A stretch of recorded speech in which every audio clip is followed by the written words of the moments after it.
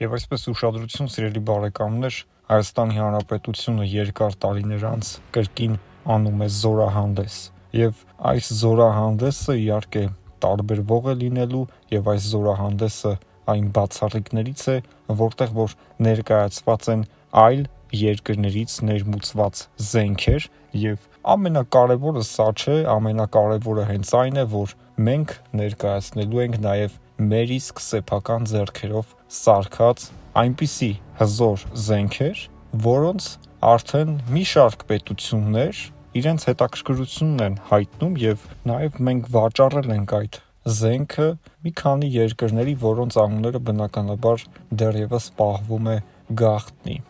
Այս զորահանդեսին ըստ տեղեկատվությունների ռուսական արտադրության զենքեր չեն ցուցադրվելու, ինչու, որովհետև Հայաստանը վերջին տարիներին Ռուսաստանից զենք չի գնել, բայց մենք պետք է նաև հիշենք հետևյալը, որ մենք Ռուսաստանին վճարել ենք $400 միլիոն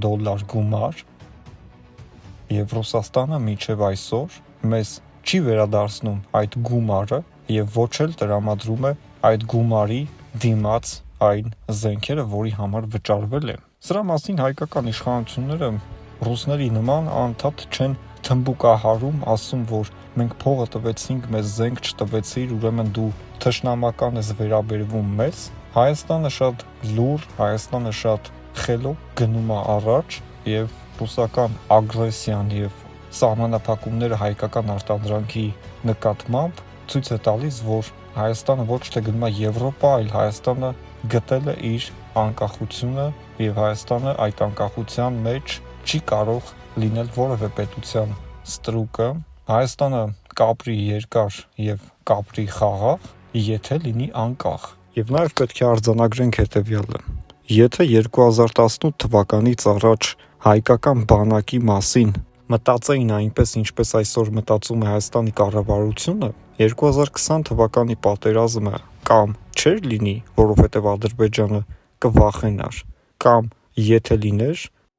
հայկական բանակը պարտություն չէր կրի։ Այսօր մենք ինչ ենք տեսնում, Հայաստանը ծաղկում է բոլոր ոլորտներում, բանակ, ռազմաարդյունաբերություն, դպրոցներ, մանկապարտեզներ, մշակութային տներ, ամեն ինչ, էլ չենք ասում թոշակներ, առողջապահական ապահովագրություն, որը թոշակառուների եւ երեխաների համար անվճար է, եւ որոշ ուժեր, որոնք հովանավորվում են հյուսիսային կայսրությունից, փորձում են ընդհատել հայկական այս թափ հավաքող մեքենային, որը գնում է դեպի ապագա, դեպի ավելի լավ եւ բարեկեցիկ Հայաստան, եւ փորձում են այս գերմանական արտադրության մեքենան փոխարինել սովետական արտադրության Ժիգուլիով, եւ Հայաստանի ժողովուրդը պետք է ինքը ընտրի։ Ինքը ուզում է Ժիգուլիով շարժվի առաջ, թե ուզում է ավելի ապահով, ավելի հարմարավետ եւ ավելի արագ մեքենա։ Եվ ով ուզում է լինի, ուզում է միլիարդ հատեր լինի, ուզում է առլույցներ սեփական բակում պահող լինի, ուզում է նախկին նախագահ լինի, որի կառավարման տարիներին եղել է մարտի 1, եղել է հոկտեմբերի 27 եւ դրանով իսկ կտրվել է Հայաստանի Հանրապետության անկախության գլուխը, որը հենց այս օրերին է, որ պետք է վերականգնվի եւ հայ ժողովուրդ պետք է ինքը ընտրի, ինքը ուզում է լինել անկախ, թե գործիք Ռուսաստանի ձեռքում, իսկ գործիքները հիմնականում օգտագործվում են այս կամ այն պետության դեմ։ Մենք եթե եղանք որևէ պետության դեմ, մենք երբևիցե չենք իմանալու, թե ինչ է խաղաղությունը։ Հայաստանը չի զարգանալու, այստեղ ներդրումներ չեն իրականացվելու եւ այն ինչ որ կար Քոչարյանի Սերժի ժամանակ, դա հետ է գալու եւ ավելի վատ է լինելու դրանից։ Իհարկե այս եթերը ընտրությունների մասին չէր, այս եթերը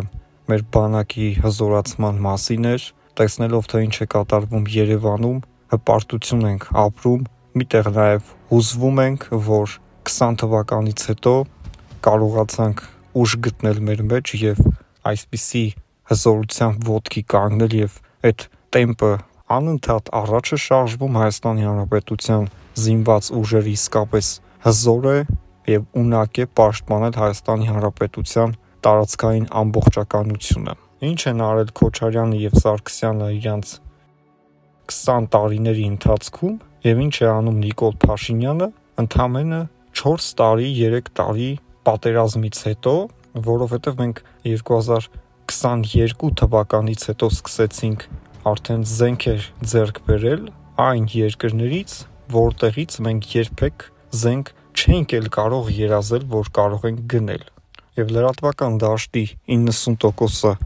աշխատում է Ռուսաստանի Դաշնության համար, ընդդեմ Հայաստանի Հանրապետության պետական շահի, դրա համար էլ մեր ժողովրդի մեջ կա որոշակի անորոշություն, բայց մենք տեսնում ենք, որ նրանք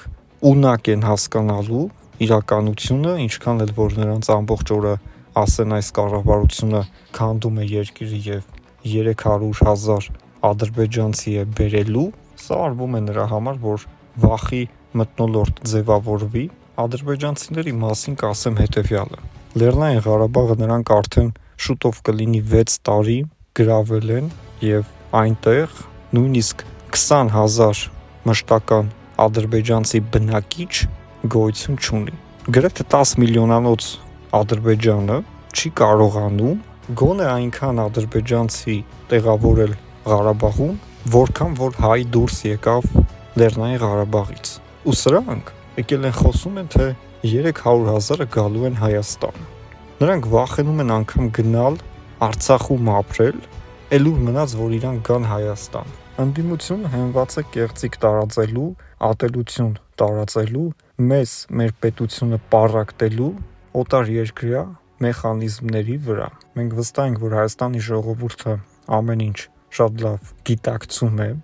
Հունիսի 7-ին փակվելու է օտարերկրյա գործակալների էջը եւ հունիսի 7-ը